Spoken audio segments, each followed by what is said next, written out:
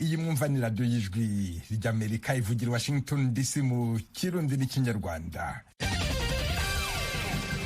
Nongeye kubasuhuza muri kumwe na Venuste Nshimiyimana. Mu Rwanda mutwumvira kuri FM 104.3, naho mu Burundi turi ku mirongo migufi ya shortwave kuri metero 19 na 22. Dore ingingo nkuru twabateguriye. Mu Rwanda urubanza rwa Wenceslas Twagirayezu rwajemo ibimenyetso bishya bishobora kugira ingaruka ku miburanishirize. Perezida Museveni wa Uganda aravuga ko abafatira intwaro bagamije kwibohoza badakwiye kwitirirwa iterabwoba. It is wrong to say that every armed group is a terrorist group. Ntabwo bikwiye kuvuga ko buri mutwe witwaje intwaro ari umutwe w'iterabwoba, baba ari abarwana intambara yemewe cyangwa itemewe. Perezida Yoweri Kaguta Museveni tibuhaburwa imbere y'inteko nshingamategeko ya Uganda. Abahinzi bakawa mu Burundi barasaba leta kubarinda kwicuruza magendu yongera igiciro cyayo. Mu bihugu duhana imbibe dufate Tanzania, Rwanda, aho tubona yuko ibiciro bisa n'ivyisunuye gato. Nk'u Rwanda amafaranga bashika ku 9,000 vy'ikawa itonoye, mu gihe twebwe abarimyi mu Burundi ikiro cyaravuye ku 500 kigeze ku 800. Jean Pierre Ntabumenyereye wo mwishyirahamwe ry'abahinzi bakawa mu Burundi. Ayo makuru kimwe nandi avuga hirya no hino ku isi mu kanya mugume ku maradiyo yanyu. Duhere ku makuru avugwa hirya no hino ku isi mwateguriwe kandi mugezweho na mugenzi wacu Aloyizi Bigirimana. Aloyizi, wiriweho? Mwiriwe Veniste. Mu karere k'ibiyaga binini abakuru b'ibisirikare byo mu bihugu bigize umuryango wa Afrika y'ubuseruko EAC barabonanye mu biganiro ejo ku munsi wa kabiri. Ibiganiro bitumbereye gushira hamwe igisirikare c'akarere kizoba kijejwe kugarukana umutekano mu buseruko bwa Repubulika ya Demokarasi ya Congo. Byabereye mu gisagara ca Goma mu buseruko bwa Congo. Abakuru b'ivyo bisirikare vya EAC bavuze ko baganiriye ku kuntu izo nteko zizokorana, ariko nta birenze ivyo byashikirijwe. Repubulika ya Demokarasi ya Congo yinjiye muri EAC mu kwezi kwa gatatu ihamvya Uburundi, Kenya, u Rwanda, Tanzania, Sudani y'umanuko hamwe na Uganda. Igice kinini cyo mu buseruko bwa Congo kiri mu rutavanako rw'ibitero by'imihari yitwaje ibigwanisho yama yagandaguye abasivile. Ako gace gasangiye imbibe na Uganda, u Rwanda n'u Burundi ndetse n'ibindi bihugu bitari muri EAC. Uganda iza yararungitseyo abasirikare kugwanya umuhari w'iterabwoba ADF ku butumire bwa leta ya Congo. Abakuru b'isirikare bavuze ko izi nteko zizofasha kugwanya mu buryo bwose bushoboka imihari yitwaje ibigwanisho mu buseruko bwa RDC. Ahandi havugwa ibikorwa by'inani z'inteko z'abasirikare muri Afrika ni mu karere ka Saheli. Umugwi w'inteko zavuye muri Nigeria, Cameroon na Chad wavuze ejo ku munsi wa kabiri ko wishe abajihadiste barenga 800 mu kiringo c'amezi 2 mu karere k'ikiyaga Chad. Ibihugu bine hamwe na Benin byashize hamwe abasirikare mu 2015 kugira bagwanye umuhari w'iterabwoba wa Boko Haram hamwe n'umuhari wa leta ya Kisilamu gwanira mu karere ko mu burengero bwa Afrika. Uru runani rw'abasirikare rwavuze ko rwishe abajihadiste 805 hagati y'amatariki ya 28 y'ukwa gatatu hamwe na 4 z'ukwa gatandatu uyu mwaka. Bavuga kandi ko bishimira umwimbu wavuye muri ivyo bikorwa vyabo vya gisirikare. Abasirikare hafi 3,000 nibo bagize uruhara muri ivyo bitero kandi barafashe canke basambura imodokari za gisirikare 44, amapikipiki 22 hamwe n'inkoho mu bitero byo ku butaka, mu mazi hamwe no mu kirere.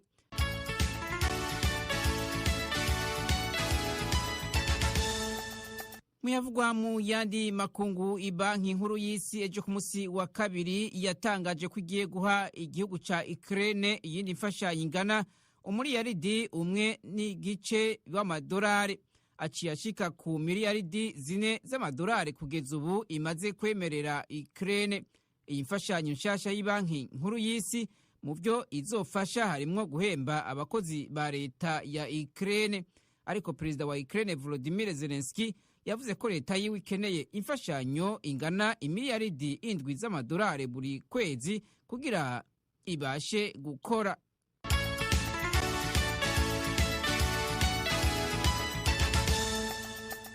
Iran yarishe abanyororo 12 bo mw'ibohero ryo mu mpanuka bushira ubuseruko bw'ico gihugu. Ibi byatumye abaharanira agateka ka muntu bagira ubwoba ku kwiyongera kw'ibitigiri by'abicwa banyonzwe muri iyo repubulika y'abayisilamiste. Abagabo 11 hamwe n'umugore umwe bagiriwe n'ivyaha bijanye n'ibiyayuramutwe cankwe ubwicanyi. Ishirahamwe ryo muri Iran riharanira uburenganzira bwa kiremwa muntu rifise icicaro gikuru muri Norvege ryavuze ko banyonzwe mu gatondo ko ku munsi wa mbere mw'ibohero ry'Zahedane muri leta ya Sistane Baluchestan hafi y'imbibe na Afghanistan hamwe na Pakistan. Abishwe bose bari abo mu bwoko bw'inkehwa bw'aba Baluch. Raporo ngarukamwaka ya Amnesty International ko bihano byo kwica biba ku isi yavuze ko abishwe muri ubwo buryo mu 2021 biyongereye 314 ku bice 28 kw'ijana muri Irani ugereranije n'umwaka wa 2020. Amnesty International ivuga ko Irani yica aho mu moko y'inkehwa ku byagiriji bidatomoye kandi hakunze gukoreshwa igikoresho ca politike. Urakoze Aloyizi Bigirimana. Mukomeje kumva radio y'Ijwi ry'Amerika yumvikanira kuri FM 104.3 mu Rwanda. Mu Burundi iri ku mirongo migufi ya shortwave kuri metero 19 na 22. Mushobora kandi kumva ibiganiro byacu muciye ku rubuga rwa internet kuri www.radio.com na ku mbuga za Facebook, YouTube na Instagram. Adresi yacu ni VOA radio yacu. Iwanyu mu ntara. Tuyagire mwisanzuye kwijwi rya Amerika. Ni kuva kuwa mbere gushika kuwa gatanu kuva 7 gushika 7 n'igice z'umutaga. Iwanyu mu ntara, iwanyu mu ntara, iwanyu mu ntara.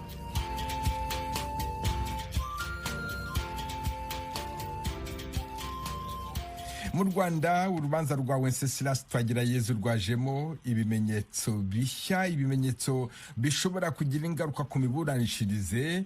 Haburaga iminsi mike kugira ngo rurangire. Twagirayezu araregwa ibyaha bya jenoside akekwaho ko yarakoreye ku Gisenyi. Ku murongo wa telefoni Nyanza mu majyepfo y'u Rwanda ndi kumwe n'umunyamakuru w'Ijwi ry'Amerika Eric Bagira ubusa. Eric Bagira ubusa, wiriweho? Neza Venus Shimimana. None ibyo bimenyetso bishya ni bihe? Ibyo bimenyetso bishya ni inyandiko mvugo ubujyacyaha n'ubugenzacyaha bw'igihugu cya Denmark byabarije abatanga ubuhamya muri Denmark. Ubwo rero Wenceslas Twagirayezu akavuga ibyo bimenyetso bishya birasa naho abifata izingiro ry'ubuhamya bushobora kumushinjura. Avuga ko ibyo bavugiye muri Denmark ibyo bavugiye hano mu Rwanda bigenda bivuguruzanya, byagombye kuba bigaragara muri dosiye ari kuburana.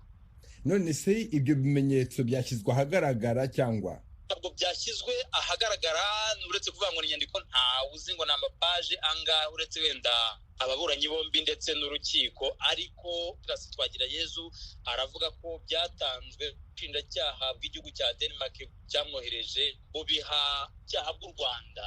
Akavuga ko n'ibimenyetso biri mu rurimi rw'ikidanwa gikorera muri Denmark, ari naho havutse impaka zo kuvuga ngo bizagera mu kinyarwanda gute ubushinjacyaha nta nshingano na nkeya bufite bwo kuba bwatunze ibyo bimenyetso mu kinyarwanda kugira ngo urukiko rubyifashe. Ariko uruhande rw'uregwa yaba Twagirayezu n'umwunganira Maître Brice Biko ko mu nshingano u Rwanda rwemeye mbere y'uko Yezu yoherezwa mu Rwanda harimo no kumufasha mu ubuyobozi bwose bushoboka, kumuha ibyangombwa nkenerwa. Bakavuga ngo nibo bagomba gufata ibyo bimenyetso bishya bakabishyira mu kinyarwanda, cyangwa se muri byo uruhande rwa Wenceslas rukavuga ruti rwakwigora isemurira mu kinyarwanda, ariko nanone hakavuga icyo kibazo cyo kumenya ngo ninde wo kubikora. Haburaga iminsi mike kugira ngo urwo rubanza rwa Twagirayezu rusozwe, kubera iki ibyo bimenyetso bifatwa nk'aho ari ibimenyetso bikomeye byatinze kuhagera? Nibyo koko urubanza rwa iminsi mike nk'uko bivuga. Mu minsi ishize twari mu karere ka Rubavu mu burengerazuba bw'u Rwanda ku cyahoze ari Gitura Gisenyi, ari naho akekwa ko yakoreye ibyaha abatangabuhamya. Ariko ukurikije ku kibazo warumvise, Wenceslas Twagirayezu n'umwunganira Maître Bruce bavuga ko bagiye basaba ubushinjacyaha mu bihe bitandukanye ko bwa ubushinjacyaha avuga mu gihugu cya kugira ngo haboneke ibyo bimenyetso ntibiboneke, bakanja cyangwa bakikoma ubushinjacyaha ko bwagize uburangare kare, urukiko noneho rugasigarana umwimerere w'ibyo bimenyetso. Umwimerere w'ibyo bimenyetso burashingira muri ibyo bimenyetso hari ahantu ngo hagiye hasibasibye, ariko noneho ubushinjacyaha bwa Denmark bukakoze mu rwego rwo kurinda abatanze ubwo, kuko ntabwo bashaka ko bamenyekana. Ubwo rero hagiye kubaho icyo wavuga ngo urukiko rumenye ngo habaho kuba ubushinjacyaha bw'u Rwanda kongera kuvugana n'ubushinjacyaha bwa Denmark ngo habashe kuba haboneka ibimenyetso bwa umwimerere, noneho hakabaho no gusemura mu kinyarwanda, noneho bagendeye ibimenyetso bavuga ko ari umwimerere. None urukiko rwanzuye iki rumaze kumva impande zombi? Urukiko rumaze kumva impande zombi bw'abashinjacyaha ndetse Wenceslas rwavuze ko rugiye kwicara rugasesengura imiburanire ku mpande zombi, noneho rugatanga icyemezo anditse mu gitondo cyo kuri uyu wa kane. Eric Bagirubusa, umunyamakuru w'Ijwi ry'Amerika i Nyanza ya Nyabisindu, nkwifurije umunsi mwiza n'akazi keza. Nanjye nkwifurije n'akazi keza. Imana aho ngaho irambere. Tukivuga ku Rwanda, urukiko rwategetse ko umuyobozi wungirije w'ikigo cy'imiyoborere RGB aguma muri gereza mu gihe iperereza ku byaha aregwa rigikomeje. Emmanuel Nibishaka akurikiranyweho ibyaha byo kwihesha ikintu cy'undi akoresheje uburiganya no gukoresha inyandiko mpimbano. Kigali, Asumta Kaboyi. Uyu muyobozi yatawe muri yombi mu mpera z'ukwezi kwa gatanu ashinjwe kwakira amafaranga y'abantu batandukanye abizeza kubahesha viza zijya muri Leta Zunze Ubumwe za Amerika, kandi akaba atarubahirije ayo masezerano nk'uko ababimurega babivuga. Bwana Nibishaka usaba kurekurwa by'agateganyo yaburanye yemera ibyaha ndetse avuga ko yiteguye kwishyura abo yahemukiye. Mu itangazo ry'iki cyemezo kuri uyu wa kabiri, yaba uregwa ndetse n'umwunganizi we mu mategeko nta n'umwe wagaragaye mu rukiko, n'uhagarariye ubushinjacyaha ntiyabonetse mu rukiko. Hari abantu bake bari bakurikiranye isomwa ry'urubanza bafite amatsiko yo kumenya uko birangiye, byakekwaga ko bari mu mubare w'abamurega.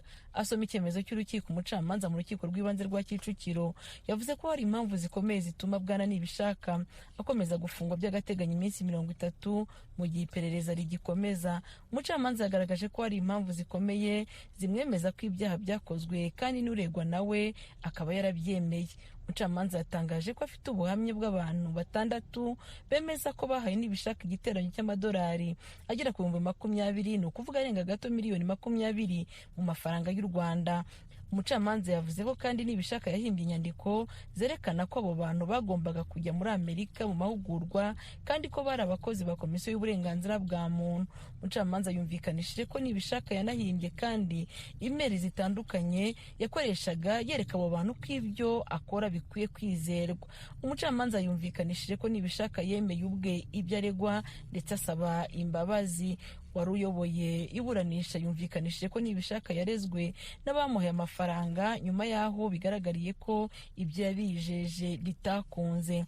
umucamanza avuga ku cyaha cya kabiri nibishaka akurikiranyweho yavuze ko yahimbye inyandiko imwemerera gusohoka mu gihugu ahunze aza gufatirwa mu gihugu cya Kenya aho yari yagendeye ku rupapuro rw'uruhimbano kandi muri rusange abategetsi bo mu Rwanda mu rwego nk'urwe basohoka mu gihugu babiherewe uburenganzira. Nta bisobanuro byatanzwe by'abamuvanye muri Kenya ndetse n'igihe yahaviriye, usibye ko umucamanza yavuze ko amaze gufatwa yahise atabwa muri yombi mu mpera z'ukwezi gushize kwa gatanu. Perezida w'iburanisha akavuga ko ibi ari ibimenyetso bikomeye bigaragaza ko uregwa yakoze ibyaha bishobora guhabwa igifungo cy'imyaka 2 muri gereza mu gihe ibi byaha bizaba byamuhamye. Umucamanza yashimangiye icyifuzo cy'ubushinjacyaha bwasabaga ko yakomeza gufungwa by'agateganyo mu gihe iperereza rigikomeje. Ubushinjacyaha bwagaragaza ko aramutse afunguwe ashobora gushyira igitutu ku batangabuhamya cyangwa se akaba yaturuka ubutabera kuko n'ubundi yafashwe yamaze gusohoka igihugu. Nibishaka Emmanuel wari ufungiye kuri sitasiyo ya RIB ya Remera ubu yahise ajyanwa muri gereza ya Nyarugenge Mageragere. Uyu yongereye ku rutonde rw'abandi bayobozi cyangwa ibyamamare bagiye bafatwa bagafungwa muri iyi minsi mu bihe bitandukanye.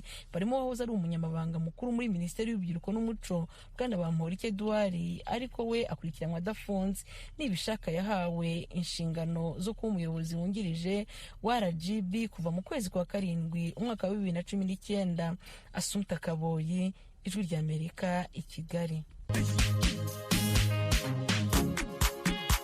bakunze baradijwe ry'Amerika mutuye mu burasirazuba bwa Repubulika ya Demokarasi ya Kongo tubararikire kujya mukurikira ibiganiro byacu ku maradiyo akurikira: Radio Communautaire La Voix de Mikeno ibunagana ni ku murongo wa FM 99 n'ibice 7, Radio Ngoma na Amani mu mujyi wa Baraka kuri FM 88 n'ibice 8, Radio Baraka FM nayo mu mujyi wa Baraka ku murongo wa FM 94 n'ibice 4, Radio Communautaire de la Vérité ikorera mu mujyi wa Kiwanja kuri FM 99.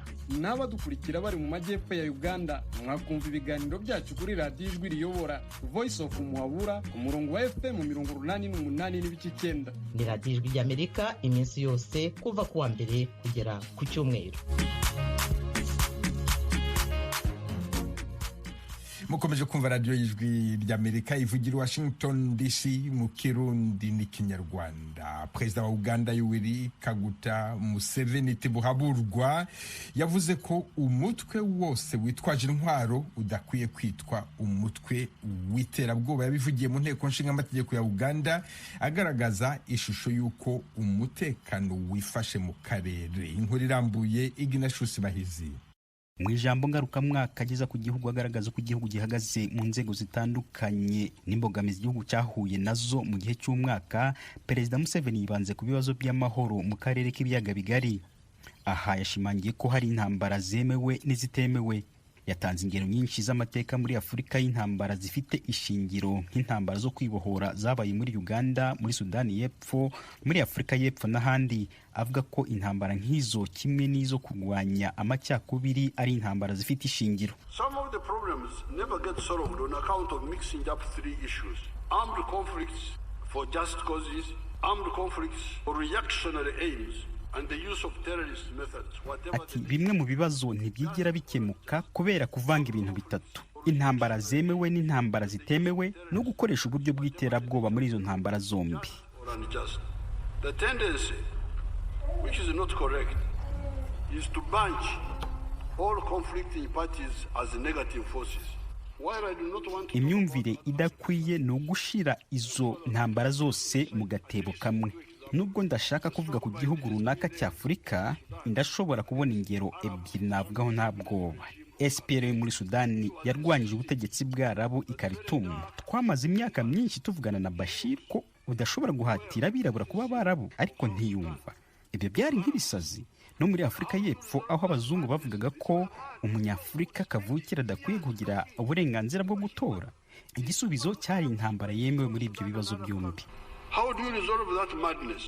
The answer was a just war in each of the above situations.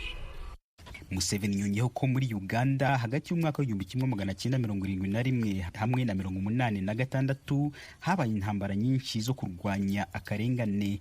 Icyo gihe yavuze ko Uganda ari kimwe mu bihugu byari bifite abaturage benshi bahunga, yemeza ko bari nta banyagihugu bagihunga. Museveni kandi yasubiye ku kibazo cy'iterabwoba asobanura icyo iterabwoba rivuze. It is wrong to say that every armed group is a terrorist group. Ati ntabwo bikwiye kuvuga ko buri mutwe witwaje intwaro ari umutwe w'iterabwoba, baba ari abarwana intambara yemewe cyangwa itemewe. Iterabwoba bivuze gukoresha urugomo mu buryo butavangura abarwana n'abatarwana, nko kugaba ibitero ku baturage batarwana, kwica imfungwa z'intambara cyangwa kuzica urubozo.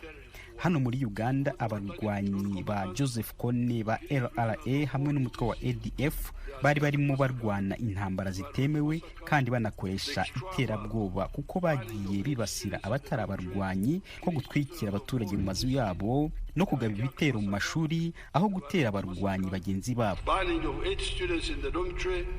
Nubwo ibihugu byinshi byanga kugirana ibiganiro by'amahoro n'imitwe y'iterabwoba, Museveni avuga ko kubwe yumva ko mu gihe imitwe nk'iyo igaragaje ubushake bwo kugira ibiganiro nayo yahabwa ayo mahirwe. Ibi Perezida Museveni abivuze mu gihe mu gihugu cy'igituranyi cya Repubulika ya Demokarasi ya Congo hakomeje intambara hagati y'ingabo z'igihugu n'abarwanyi ba M23. Leta ya Kinshasa iherutse gutangaza ko umutwe wa M23 ari umutwe w'iterabwoba. Uwo mutwe ukavuga ko kimwe mu byo uharanira ari ugukuraho akarengane k'abakongomani bavuga ururimi rw'ikinyarwanda bahura nako muri icyo gihugu. Imiryango yo mu karere ndetse n'amahanga yashimangiye ko amakimbirane ari mu majyaruguru ya Kivu agomba gukemurwa binyuze mu biganiro by'amahoro. Museveni yavuze ko umuryango wa Afurika y'Uburasirazuba uyobowe na Perezida Uhuru Kenyatta wa Kenya wari wakemuye ibyo bibazo byo mu karere ushyira imbere uburyo bukwiye bw'ibiganiro. Yavuze ko Uganda yiteguye gutanga umusanzu mu buryo bushoboka bwose kugira ngo ibyo bibazo bibonerwe ibisubizo. Museveni yanavuze ku ntambara yita ko zitemewe zirimo nk'intambara z'ubugizi bwa nabi, intambara z'abakoloni zo kwigarurira ibindi bihugu n'intambara z'ubushotoranyi. Atanga urugero ku mutwe wa ADF uvuga ko ushaka guhindura Uganda igihugu kigendera ku matwara ya Kisilamu. Iri jambo ngarukamwaka yarivugiye mu nteko ishinga amategeko abadepite batavuga rumwe n'ubutegetsi badahari. Babikoze nkana mu rwego rwo gushaka kugaragaza ko batishimiye ubutegetsi bwa Perezida Museveni, bashinja guverinoma ye gukandamiza abafite ibitekerezo bitandukanye n'ibye. Abayoboye inteko zishinga amategeko b'ibihugu by'u Rwanda na Sudani y'Epfo bitabiriye iyo nama. Ignatius Bahizi, Ijwi ry'Amerika, Uganda. Mu Burundi ishyirahamwe ry'abahinzi ba kawa barasaba leta kongera igiciro kuri icyo gihingwa ngengabukungu kugira ngo abayihinga badakomeza kuyicuruza magendu mu bihugu bituranyi. Haherutse gufatwa amatoni 25,000 yaragiye kugurishwa mu Rwanda. Kigali, Pierre Claver niyo nkuru. Urunani rw'abarimyi b'ikawa mu Burundi Senake murimo w'isangi ruratera ivyatsi abashorera ikawa mu kinywabi mu bihugu bibanyi vy'u Burundi, ruvuga ko rwitandukanije nabo, yamara ruratahura neza igituma abo barimyi bashima kuyishorera mu makungu biciye mu nzira z'amagendu. Mu kiganiro yahaye abamenyesha makuru i Bujumbura ku mugwa mukuru w'ubutunzi, Jean Pierre Nabomenyereye yasiguye ko igiciro gito bahabwa na leta arico gituma abarimyi bahitamwo iyo nzira. Nko mu bihugu duhana imbibe dufate Tanzania, Rwanda, aho tubona yuko ibiciro bisa n'ivyisunuye gato.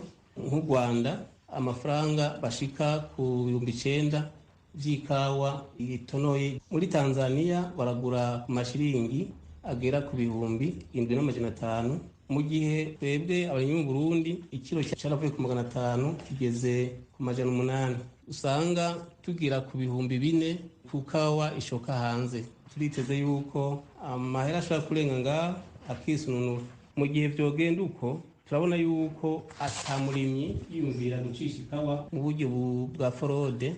Urunani Senake murimo w'isangi rutangaje ivyo inyuma y'indwi zibiri inzego za leta zifashe amatoni arenga 25,000 y'ikawa yari igiye gushorerwa hanze mu gihugu c'u Rwanda. Umushikizamanza wa Repubulika mu ntara ya Kayanza ihana urubibe n'u Rwanda ari naho hafatiwe iyo kawa, yashikirije ko abafatanywe uwo mwimbu bazoca bakurikiranwa n'ubutungane. Imbere yaho gato hari abarimyi 15 bo mu ntara ya Ngozi ihana urubibe na Kayanza co kimwe n'igihugu c'u Rwanda nabo nyene bari bafashwe bashoye ibiro birenga 500 mu gihugu c'u Rwanda. abo baciriwe imyaka 5 yo gufungwa. Urunani rwa leta rujeje guteza imbere no gukingira igiterwa c'ikawa ODECA, Office pour le développement du café, rwego rubona ko abashorera ikawa hanze y'u Burundi mu kinywabi arabansi b'igihugu. Emmanuel Nkurunziza n'umuyobozi mukuru wa ODECA kuri mikro y'Ijwi ry'Amerika. Ni kuzirikana yuko igihugu cacu c'u Burundi cubakwa na beneco, ubutunzi bw'igihugu bubungabungwa na benebwo. Umaze kuzirikana ivy'igikorwa gikorera umurundi mu kumuvuza, mu kumukorera amabarabara acamwe agiye mu minota itandukanye, mu kumukingira umutekano n'ibindi vyinshi, nta muntu yokwiyumviriye ko hari umuntu yokwifuza gushora umwimbu nk'uyu ufitiye akamaro kanini ubutunzi bw'igihugu abishije mu kinyegero. Bongere banadome urutoki kuri wo wese agomba kubahuvya, kuko umuntu agufasha guteka inkono y'ikibi camara gusha ukacisangiza. Bamwe mu banyagihugu barima ikawa baganiriye n'Ijwi ry'Amerika baremeza ko inyungu bakuramwo ari nto cane bageranije n'inguvu bashiramwo. Ibisasizo hari gihe ari vy'ugura amahera kuyikata ukayiharurira hirya no hino, za gusanga bitari musi y'ibihumbi nka 500 biba vyaragutwaye kurinda ugeraho vuga ati ndarose umwimbu wa mbere. Ikiro c'ikawa aho kirushwa amahera n'igiterwa c'ibiharage. Benshi muri twebwe abarimyi bamaze kuza barazirandagura bazisubiriza ibitoke cama 3 mu mwaka, ugasanga ku ngundi umuntu arakura igitabo kitari cyo kimwe ikawa. Nukuraba rero banye n'icubahiro bari baduza agaciro kugira ngo umurimyi aronke akisunuro ko turavye igiciro dufise ubu nukuri ntigishemeye cyane. Je umurimyi w'ikawa nta mu mirimo y'imisi yose nta kazi kandi mfise nako kurimba, ubu igiciro kiri hasi cyane. Urunani rw'abo barimyi rurafitiye umuti wotuma ataka wisubira gushorerwa hanze mu kinywabi. Rero navuze ni n'imiburiburi umurimyi rose 200 byotuma umurimyi abandanya ayirima ukuri kwamye, kuko twege nk'ubu je ndi kundarima ikawa ndavye inguvu nshiramwo kugira ndonke kiya kiro kimwe kibiturumbwe nkoresha uburyo bwishi cyane. Rero nkavuga nti n'imiburiburi bampaye ibirimye nk'uko nk'undi murimyi w'icenda juru n'uwahe nagwagwaruka rutagitifuza kwirima tone ko goca ruyirima. Ubushikiranganje bw'uburimye n'ubworozi bwatangaje ko bwafashe mu minwe ico kibazo. Mwitangazo yashize habona umushikiranganje Deugide Rurema yizeza abarimyi ko igiciro c'ikawa kizogenda kiraduga uko umwaka utashe hafatiwe ku biciro biri ku isoko mpuzamakungu. Avuga kandi ko ico giterwa citaweho ubu kuko casubiye mu minwe ya leta gikuwe mu minwe y'abikorera utwabo. Ahamagarira abajejwe intwaro n'abajejwe umutekano ku mipaka y'u Burundi yose gusubira kurikanura kugira ingendo yo kugurisha umwimbo mu bihugu bibanye iranduranwe n'imizi. Pierre Claver Nkuru, Kigali, ku bw'Ijwi ry'Amerika. Ahantu dusoreje aya makuru hamwe na Mukubiri ya Baro wamfashije kuyabagezaho. Tubifurije umunsi mwiza, dukomeje gahunda yo gusigasira umuco karande n'ururimi gakondo. Dore umugani w'uyu munsi: umugabo utabatunga ntabura kubatunda. Bisobanuye ko umugabo